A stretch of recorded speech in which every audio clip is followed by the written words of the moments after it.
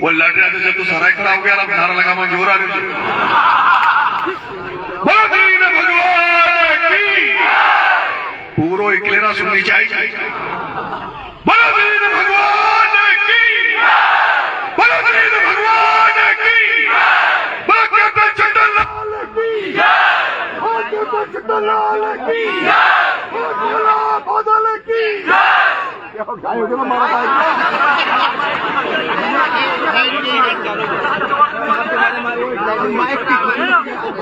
Light बंद होगी। आज ठाकुर मीणो एमएलए होते तो लाइट बजाती ना। आज मनोहर थाना में एमएलए मीणो हो तो यह लाइट बजाती। मंच पर विराजमान आदरणीय अंता से विधायक कंवरलाल जी मीणा साहब, मंच पर विराजमान पूर्व विधायक और जिसने झालावाड़ की राजनीति को नया रूप दिया, मीणाओं को राजनीति में बोलना सिखाया, मीणाओं की दम को स्थापित किया झालावाड़ में भाई साहब कैलाश जी मीणा। मंच पर विराजमान हुक्म जी भाई साहब, मंच पर विराजमान छोटे भाई नेमीचंद जी मीणा, मंच पर विराजमान संत महात्माओं की तरह फकीरी में रहने वाला वेदनाथ, मंच पर विराजमान मेरा छोटा भाई गवर्नमेंट कॉलेज का पूर्व अध्यक्ष मनीष जी मीणा, मंच पर विराजमान 12 से पधारे मीणा महासभा के अध्यक्ष आदरणीय घासीलाल जी मीणा साहब, मंच पर विराजमान यूनिवर्सिटी कोटा साहिब प्रोफेसर साहब, सभी पगड़ीधारी पंच पटेलों और मेरे सामने बैठे मीणा पटेलों, मीणा सरदारों, युवा साथियों, आपको राम राम राम। समाज की जाजम है और समाज की जाजम पर समाज की बात करें, समाज कैसे आगे बढ़े,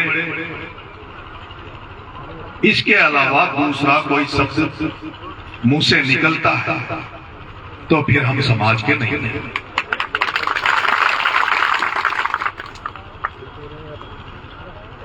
जो जात का नहीं, जो जात का नहीं वो बात का नहीं, जो कास्ट का नहीं वो राष्ट्र का नहीं, और जो इस मीणा समाज का नहीं वो अपने बाप का नहीं, अपने बाप का।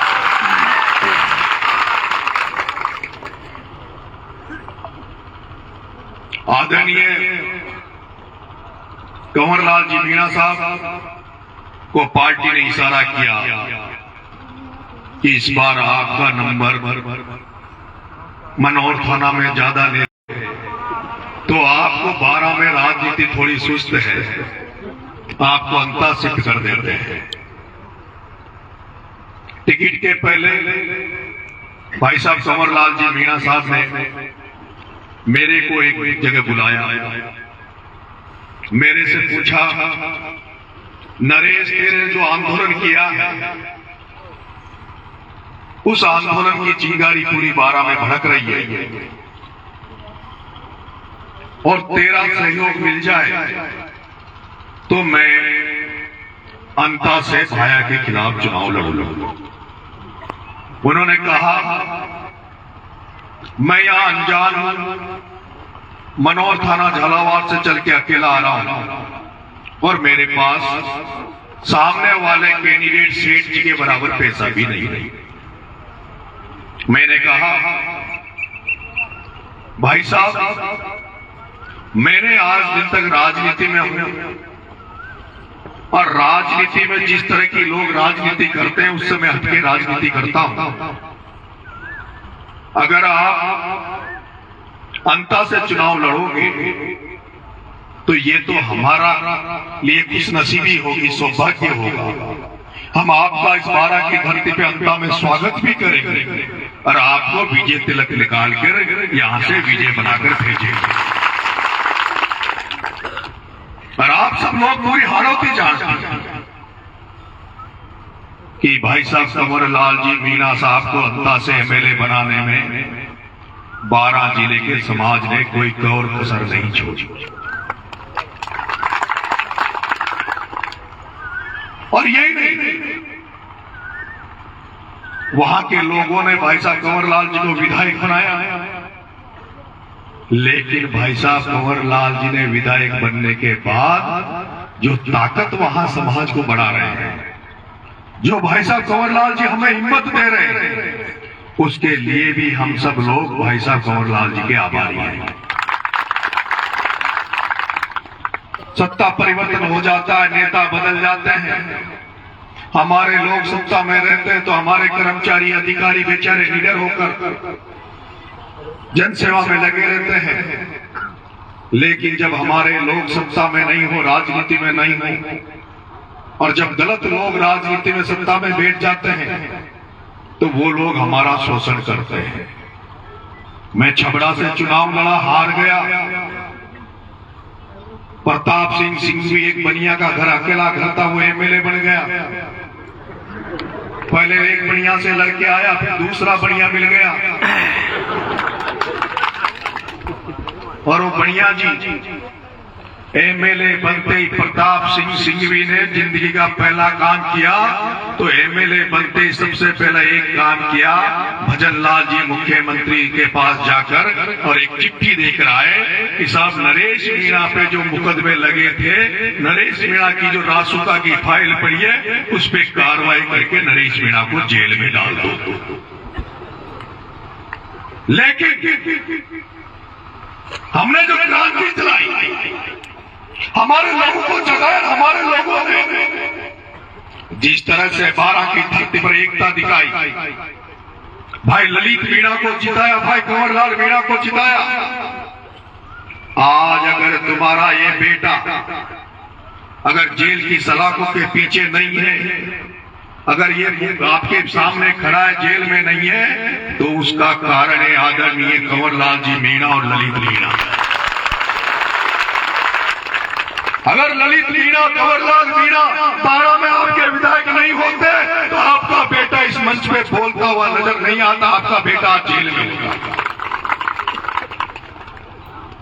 मेरे भाइयों, हाड़ौती में एक नई राजनीतिक चेतना आई, 3 विधायक बने और तीनों विधायक इतने पॉजिटिव, इतने अच्छे, भाई ललित, भाई साहब कंवर लाल जी और एक मेरा छोटा भाई जिसकी उम्र कम से कम 26-27 साल है, चेतन पटेल पीपलदा में विधायक बन गया, लेकिन थोड़ी सी कमी रह गई, खास छपड़ा में भी बन जाता, खास मनोर थाना में भी बन जाता।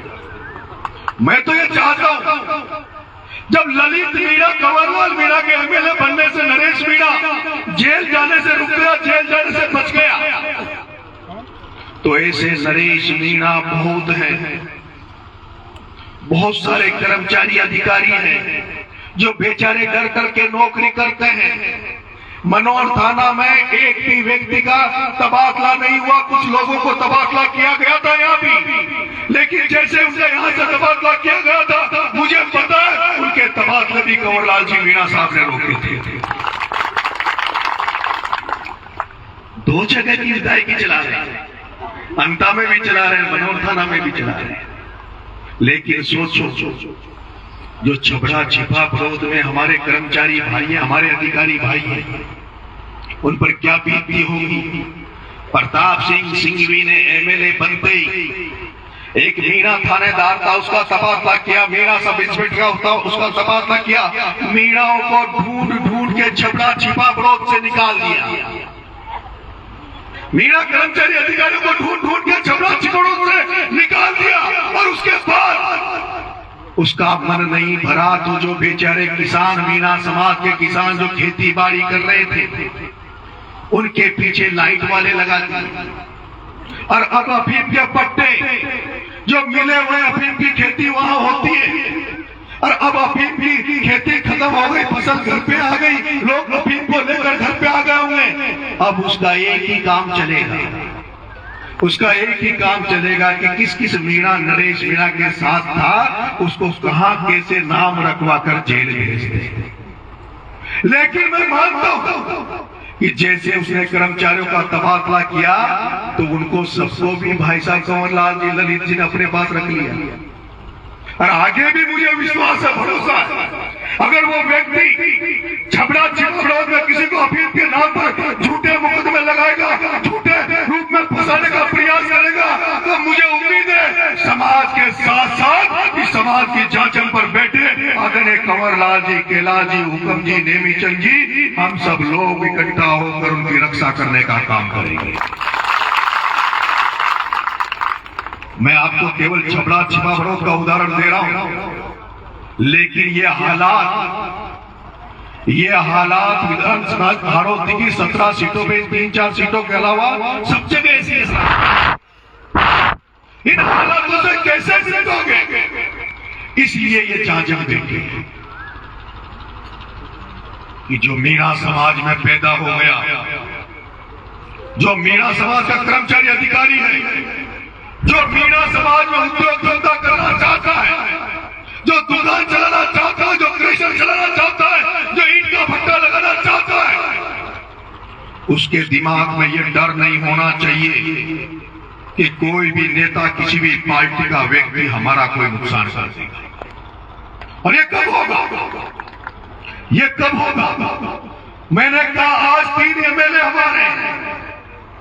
मैं जिस दिशा में जा रहा हूं, मैं जिस राजनीति को सोच रहा हूं, अगर आपने इस हाड़ौती के मीणा समाज ने इस बच्चे पे विश्वास किया, अगर इस हाड़ौती के मीणा समाज ने आपके बेटे पे विश्वास किया, भरोसा किया, तो मैं आज कह देना चाहता हूं मीणा समाज में कि आज केवल 3 एमएलए हैं, अगली बार हाड़ौती में 8 बन के आएंगे, 8। और वो कैसे बनेगा? उसको बनने के लिए, उनको बनाने के लिए केवल हमारे से काम नहीं चलेगा। हम केवल मीणा की बात करेंगे तो हमारे लोग नहीं बनेंगे। उसको बनाने के लिए हमें समावेशी बनना पड़ेगा, हमें दूसरे लोगों को भी गले लगाना पड़ेगा, दूसरे लोगों का भी विश्वास जीतना पड़ेगा। आप देख रहे होंगे मैंने जिस तरह से सचिन पायलट साहब के साथ काम किया था, उसका फायदा मुझे छपड़ा में मिला, उसका फायदा मुझे ये मिला कि दूसरे समाज ने मेरी मदद करी। और मैं जो राजनीतिक बात आपसे कर रहा हूं, मैं वो बात कर रहा हूं कि किस तरह से लालू यादव ने, मुलायम सिंह यादव ने बिहार में किस तरह से पिछड़ों को, दलितों को, आदिवासियों को साथ लेकर मुख्यमंत्री बन गया, किस तरह से मुलायम सिंह यादव दूसरे वर्गों को लेकर उत्तर प्रदेश का मुख्यमंत्री बन गया। अरे मेरे मीणा भाइयों, तुम तो समझो, तुम तो देखो कि वो दिन कब आएगा, वो दिन कब आएगा जब हम टिकट देने वाले बने, हम मालिक बने, राजनीति में भीख मांगने नहीं जाए, हम जिला परिषद डायरेक्टर, प्रधान, प्रमुख, एमपी के टिकट मांगने दूसरों के दरवाजे नहीं बजाए, हम खुद इतने बड़े मालिक बन जाए जब पार्टियों के टिकट हम बांटे, जब पार्टियों के टिकट हम बांटे। और मैं उसी दिशा में समाज को ले जाना चाहता हूं। कुछ जातियों से, कुछ लोगों से हमें गठबंधन करना होगा। हाड़ौती के मीणा समाज के लोग राजनीतिक पावर के बिना कुछ नहीं है, सत्ता के बिना कुछ नहीं है। सत्ता अगर हाथ में नहीं हो तो कुछ नहीं है। एक बार का एमएलए भजनलाल बड़ा मुख्यमंत्री बन गया, और वो किरोड़ीलाल मीणा जिसने पूरी जिंदगी समाज के लिए खपा दी, पूरी जिंदगी अपनी पार्टी के लिए खपा दी, उस किरोड़ीलाल को क्या दिया? ये दुखद है। अब सोचो, अगर किरोड़ीलाल गृह मंत्री होता, किरोड़ीलाल मुख्यमंत्री होता, तो क्या बल्लू किसी का तबादला करा देता? क्या बल्लू किसी को परेशान कर देता? जब समाज के 2 एमएलए समाज की इतनी रक्षा कर सकते हैं, तो उस दिन को सोचो जिस दिन समाज का व्यक्ति कोई गृह मंत्री बन जाए, समाज का व्यक्ति मुख्यमंत्री बन जाए, वो नजारा कैसा होगा, वो समय कैसा होगा। आपको एक उदाहरण देना चाहता हूं। अगर ज्यादा दिक्कत नहीं हो तो बोल लो। हाँ नहीं, गर्मी पड़ रही है। आपको एक उदाहरण देना चाहता हूं। जब देश आजाद हुआ उसके बाद इस देश में राजपूत समाज की राजस्थान में व्यवस्था खराब हो गई थी। राजपूत समाज की व्यवस्था खराब हो गई थी राजस्थान में, लेकिन राजपूत समाज में आदरणीय भैरव सिंह जी सेगांव साहब मुख्यमंत्री बने। और जब राजपूत समाज में आदरणीय भैरव सिंह जी सेगांव साहब मुख्यमंत्री बने तो उन्होंने पूरे राजस्थान के राजपूत समाज को आर्थिक रूप से संपन्न कर दिया, आर्थिक रूप से मजबूत कर दिया।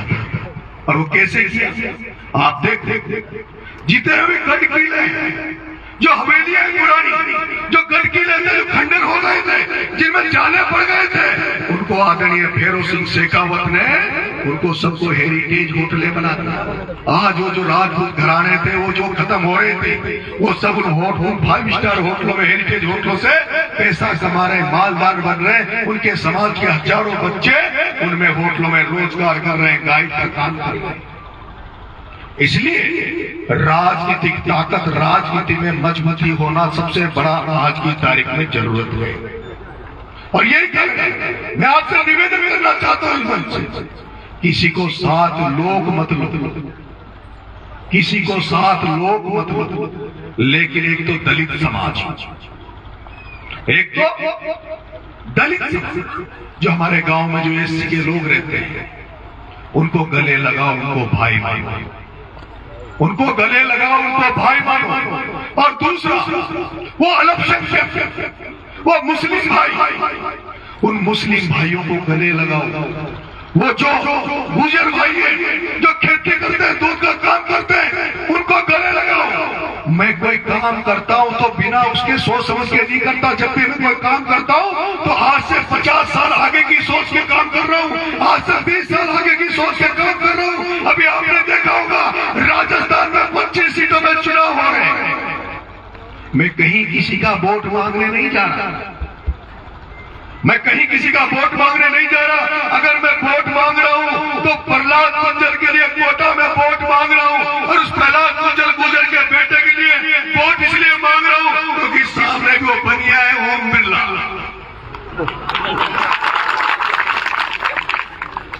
वो जो ओम बिरला है उसके पास 4 वोट नहीं है हमें दिलाने के लिए। लेकिन आज अगर कोटा बूंदी की सीट पे अगर प्रहलाद जी गुर्जर साहब को मीणा समाज समर्थन देता है, अगर कोटा बूंदी की सीट पे मीणा समाज उस गुर्जर के बेटे को सांसद बना देता है तो ये पक्का मान लो कि अगली बार झालावाड़ 12 में भी मीणा सांसद बन सकता है। अगली बार इस झालावाड़ 12 में भी जहां मीणा समाज के अलावा 2 लाख वोट गुर्जर समाज के, जहां कितने वोट 2 लाख वोट गुर्जर समाज के हैं। ताली दोनों हाथों से बजती है, ताली एक हाथ से नहीं बजती। इस हाथ को उस हाथ को, और राजनीति में सत्ता प्राप्त करनी है, राजनीति में पावर प्राप्त करनी है तो जिसके बराबर वोट है उनसे दोस्ती करो। अरे वो बढ़िया तो हमें 4 वोट दिलाएगा नहीं, ओम बिरला तो 4 वोट नहीं दिला सकता, लेकिन वो गुर्जर समाज जिस दिन हारों दिन हमारे साथ खड़ा हो गया, जिस दिन मीणा गुर्जर की दोस्ती हो गई, जिस दिन मीणा गुर्जर एक चादर पर बैठ गया, उस दिन आपकी हारों से आपकी सत्ता को कोई ठोकर नहीं दे सकता, कोई आपके सामने खड़ा नहीं। इसलिए मेरा निवेदन है समाज की एकता बनाए रखो, सभी समाजों को साथ लेकर चलो, अपनी राजनीतिक महत्वाकांक्षा को पूरा करने के लिए जो भी प्रयास है उसको करो। और अभी जब मैं आ रहा था तो जो जुलूस चल रहा था उसमें हमारे समाज के भाई लठ लेके डंडा से लेके चल रहे थे। मैंने एक छोरे से पूछा, मन गया ये क्या चक्कर है, ये लठ डंडा से काई के? तो कह रहा था कि भाई साहब आप ना पहली त्योहार माना चला जा मीणा द्वारी के बाद में पानी देवा जाओ जा डोगरा नहीं जेको वो आमेर में अपनो राज छो, बूंदी में अपनो राज छो, जो अपना जो राजा था ना पहले का पुराना डोगरा, जो वो त्योहार के दिन जाओ जा तो हथियार लेने जाओ।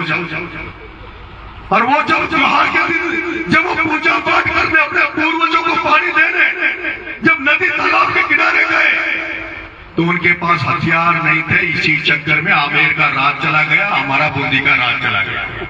तो अब तो देखो, हम जब समाज इकलेरा में जा रहा है तो ये लटगटा से इसलिए लेके आए हैं कि कोई गड़बड़ कर देगा तो उसका इलाज भी जरूरी है, उसका इलाज भी कर देगा। अरे सही सही, हमारे पास पैसा नहीं, ज्यादा दिमाग नहीं, हमारे पास तो ये लट्ठी है। इस लठ की ताकत को कमजोर मत होने देना। ये तुम जो इकलेरा में डोलते हो, चिपकड़ों में डोलते हो, छपरा में डोलते हो, और जब कोई दुकान वाला तुमसे कहता है ना पटेल जी आओ, वो पटेल जी थासु प्यार हो, वो जाना चाहिए भाई पटेल जी को लट पीछे कभी काम पर जाओ, लट दे जाओ। इसलिए आप सब अपनी ताकत को बनाए रखना, मजबूती से रहना, समाज में एकता बनाए रखनी चाहिए। मेरा निवेदन यह है, जैसा मैंने अभी यहाँ अनुभव किया वो अनुभव अच्छा नहीं था। अभी 4 साल है चुनाव को, सब लोगों को एक जाजे पर आज गलती हुई। भाई साहब ने मीटिंग को टिकट मिला, क्या परिस्थितियां बनी क्या नहीं बनी, भाई साहब के लाल चुनाव लड़े। मेरा तो ये मन है, मैंने राजनीति में बड़े लोगों का सम्मान किया है। समाज का जहां भी उम्र में बड़ा दिखता है, मेरे से बड़ा दिखता है, फिर चुके आशीर्वाद लेता हूं। मेरे लिए भाई साहब कैलाश जी, भाई साहब कंवरलाल जी आदरणीय है, पूजनीय है, और नेमीचंद मेरा लक्ष्मण है, मेरा छोटा भाई है। हुक्म जी भाई साहब मंच में विराजमान सारी पटेल हमारे पूजनीय है। बिना बुजुर्गों के आशीर्वाद के हम युवा आगे नहीं जा सकते, और आज अगर हमने इन बुजुर्गों का सम्मान नहीं किया तो आने वाली पीढ़ी हमारा सम्मान नहीं करेगी। ऐसे में जहां भी बुजुर्ग, जहां भी हमारे बड़े लोग दिखे, उनके हमें आदर सम्मान करना चाहिए, उनको पूजने मांगना चाहिए, और छोटे लोगों को, बड़े लोगों को भी कोई गलती भी हो जाए तो नादान समझ के माफ कर देना चाहिए। आप सबको बहुत बहुत राम राम साहब, आपने मुझे बुलाया, स्वागत